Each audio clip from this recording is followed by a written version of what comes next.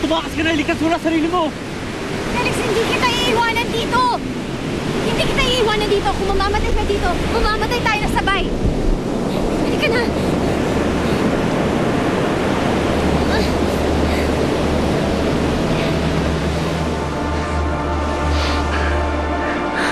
Ang ganda naman ng eksenang to.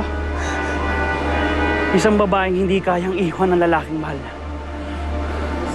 Ang malas ko naman, hindi ko naramdaman na ginawa mo sa akin. Dahil kahit kailan, hindi mo ako binigyan ng halaga, Roberto. Pero si Felix, siya ang sumalo sa akin nung iniwan mo ako sa altar.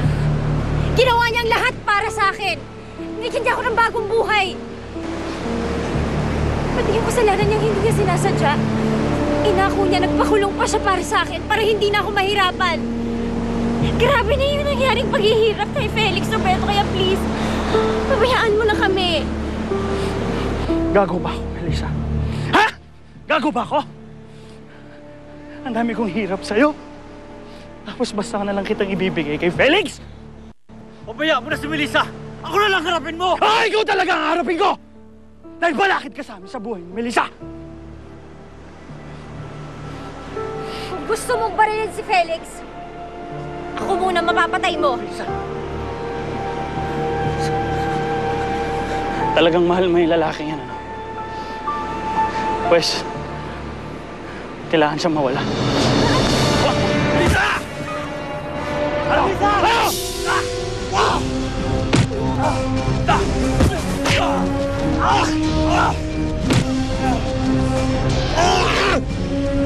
Manitay mo! Muli niyo! Papa Jesus, sigurado po ako nakita niyo ngayon kung nasa mo sila mami at daddy. Huwag niyo po silang pababayaan, ha?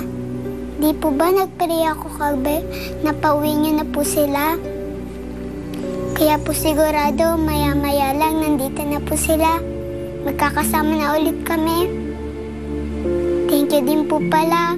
Kasi hindi na sa akin galit si Lola Ofelia. Kahit na wala po si Lola Amor, meron pa po akong isang lola. Saka mas gusto ko na po dito kay Lola Ofelia kaysa kay Lola Rosana. Kasi po kinukulong niya ako sa kulungan ng dog, eh.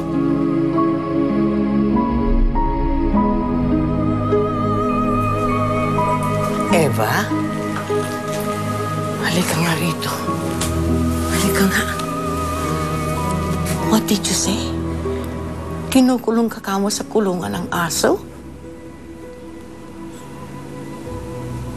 Eva? Takot na takot nga po ako, eh.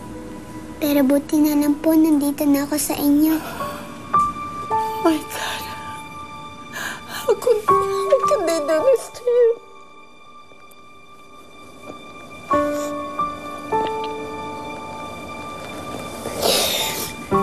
Huwag na po kayong malungkot.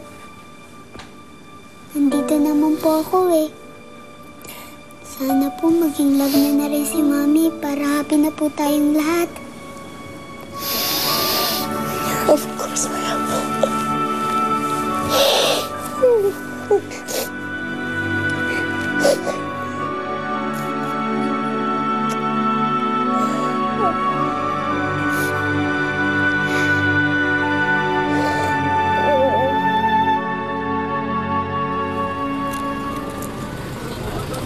O ano, Kenneth?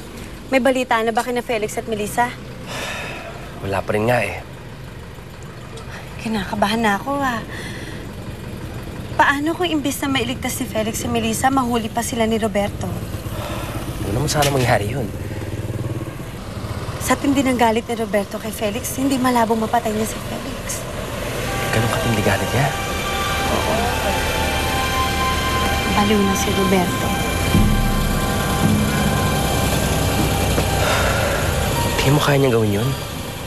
Kayang-kaya niyang gawin yun. Hindi malabong mangyari yun. Lahat kaya niyang gawin. Sino ba yun? Si Rebecca yan, ah. Bakit niya kausap yung kaibigan ni Felix Rastro? Ano kaya pinag-uusapan nila?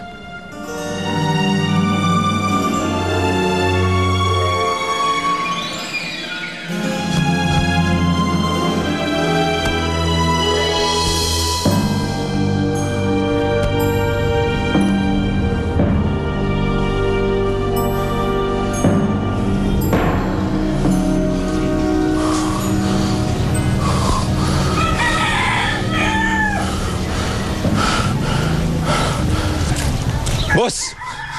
Bigla na lang ako nawala eh. Wala, hindi pa rin nakikita. Wala ho.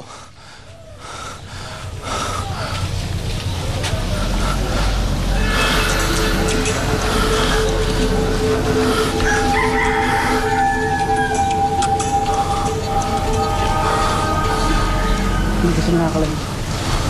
Nandito pa rin sila. Ako, Felix, kailangan mo na magpagamot.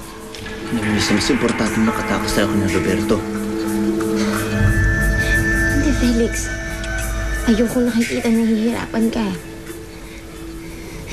Kung noon nakayaan ako magmatigas at tiisin ka, ngayon hindi ko na kayang gawin yun. Ngayon na binigyan tayo lahat ng pagkakataon na magsama. Lahat gagawin ko, Felix. Lahat gagawin ko para makasiguro na hindi na tayo magkakahiwalay ulit.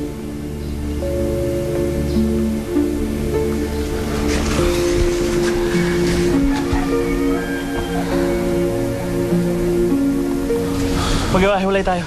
Doon tayo.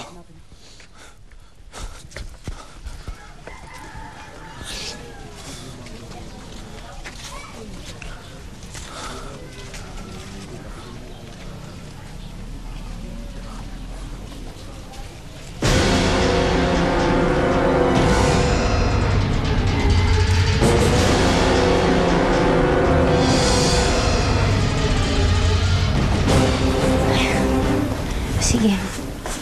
Maghahanap lang ako ng hospital na mapagdadalan sa'yo, ha?